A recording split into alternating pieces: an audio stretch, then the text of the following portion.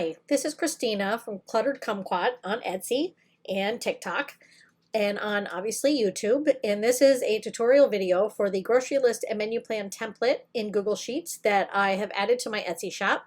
It's pretty self-explanatory, but sometimes you just need a visual. So I wanted to go through this real quick and give everybody a chance to see what's up. And if you haven't purchased it yet and you ran across this video completely by accident, maybe it'll get you to check out my shop and see what else I have if this isn't exactly what you're looking for.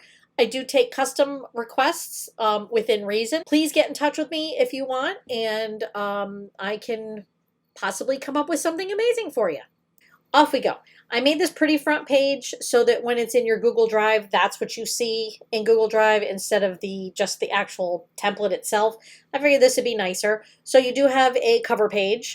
You can leave it as is if you want to. You can come down here and you can hide it and you'll never see it again. But then you come to the Start Here tab. This gives you the rundown of how to use what each tab is for. As you see, there's 3 more tabs. So the dashboard tab is where you can just keep an eye on everything, put your reminders, notes, plan your menu, and things like that. And it gives you a bird's eye view of your costs at each store, and if you're in budget. The grocery list tab you never ever touch. It's only there so you can either print it out or take a picture of it and take it to the store with you to go shopping, or use it to look at as you're ordering online, however you want to do it. But you never touch anything on that tab. It's just for you to view, print, or take a picture of. And in the grocery reference tab is the brain. That's where all the work's going to happen. Once this work is done, it's just making slight adjustments as things go up in price, as they're bound to do, or if your stores change or something like that. So that's it. That's all it is. There's a link to my Etsy shop right here. So if you have any questions, if you need a special customization within reason, click and get in touch with me to contact the shop owner, and I will get back to you as soon as possible, and I will work with you to make it your vision if possible and within reason. If you need a bigger customization, by all means, get in touch with me and I will tweak it to what you want, and I will charge you accordingly, which isn't going to be a lot, I can guarantee. Over here will be links to the YouTube where this video sits once I get it uploaded, along with any other instructional videos that I have for other templates. But this is the gist of what you're dealing with.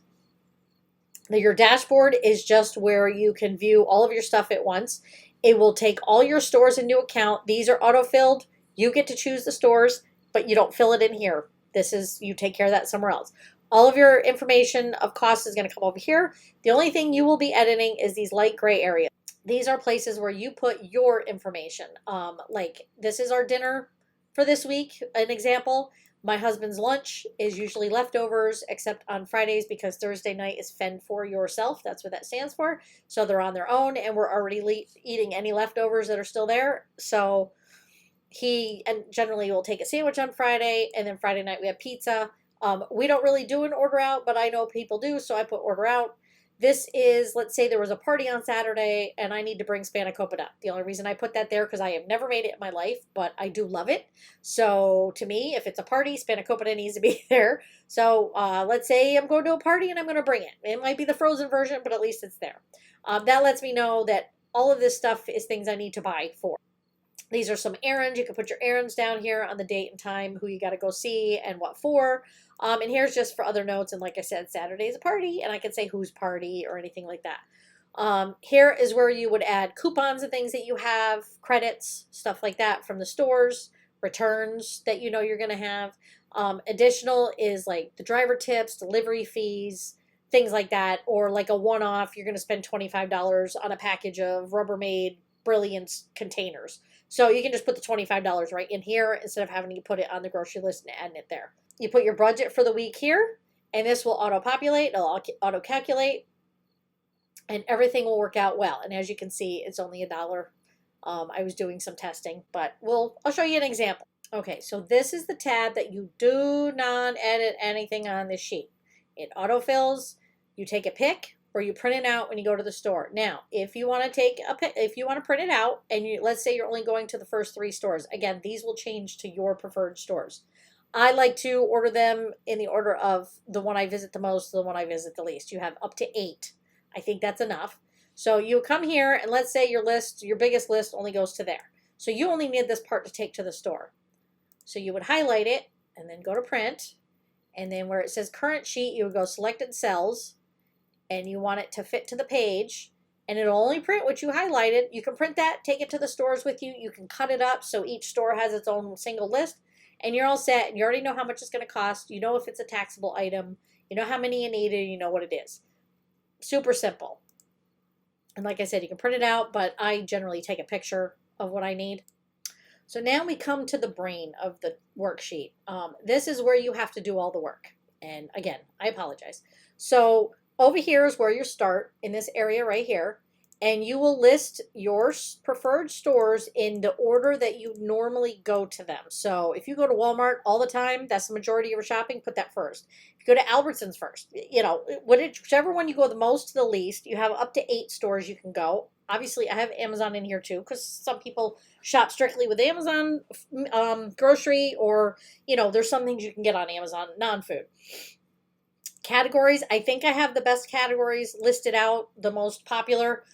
Down here, anything that's a taxable item normally, I put the TX dash in front of it. So that way when it's here and the department is chosen, I'll remember, hey, while I pick my stuff, it'll tell me that something's taxable. So as you enter things, make sure you tag if it's taxable or not. That's the only reason it says TX in front of it.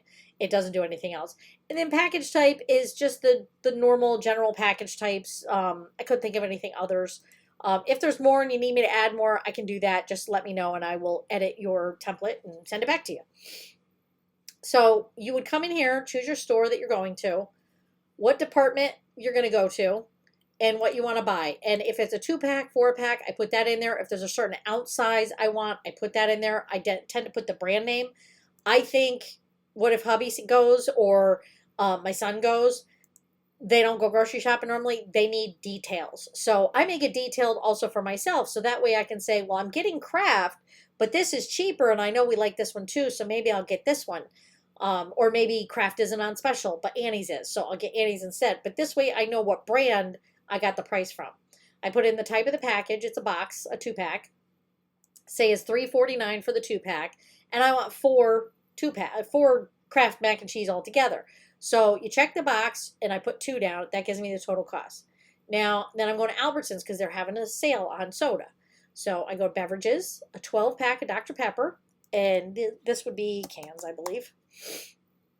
I call it a case even though it's half a case, but a case, and they're $7.99 each. I do not put the deposit in here just because the soda is taxable, but the deposit is not. So, well, depending on your area, some places don't charge for tax on soda, but my area does. So I want 4 12-packs. This is how much it's going to cost me. And then I tag that it's taxable. And I'm going to show you how we take care of the deposit next. And then let's say Aldi's having a deal on grapes. So I'm going to go to produce, grapes. And if it's a bag of grapes and there's a range in the ad or on the website that says normally it's 2 to 2.25 pounds, I put that as a note. And what you do is you right click on where you want the note, go to that would say insert note, not delete note.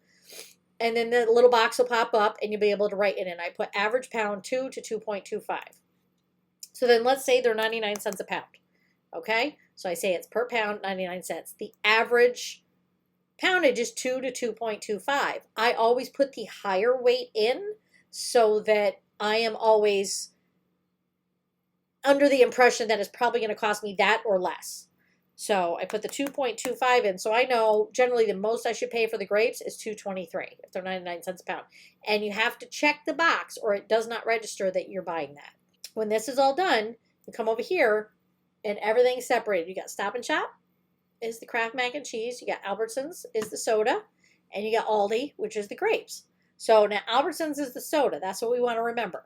Down at the bottom, it gives you the totals, the tax on whatever's taxable, and then it gives you the subtotal. Now, this carries over to your dashboard right here. So this will tell you every single store what you're going to be spending at it. Now, because Albertsons is where we're getting the soda, we're getting 4 12-packs. So that's 60 cents times 4. So that's going to be $2.40. I can't math for some reason.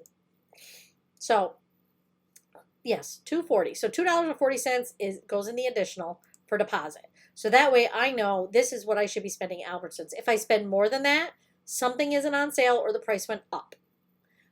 If I spent less than that, something is on sale. Don't change the price on your reference.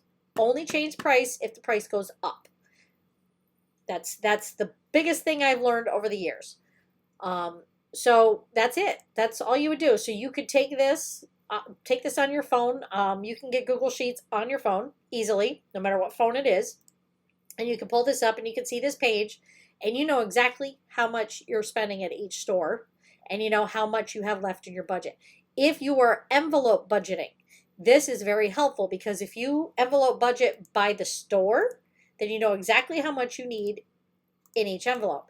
If you're budgeting for your entire week, no matter what store, then you know exactly how much you need in that envelope for that week. Like I said, I try to think of the different ways people budget, and I want to make it as simple as possible. So there you go. Like I said, if you have any questions, concerns, need help, want a customization of some sort, please contact me through Etsy, and I will be happy to help you out. Now, check out my shop for some other things, plus different colors of this, different styles. I have a couple other templates up already that, and I'm going to be adding more. So thanks for watching and have a great day.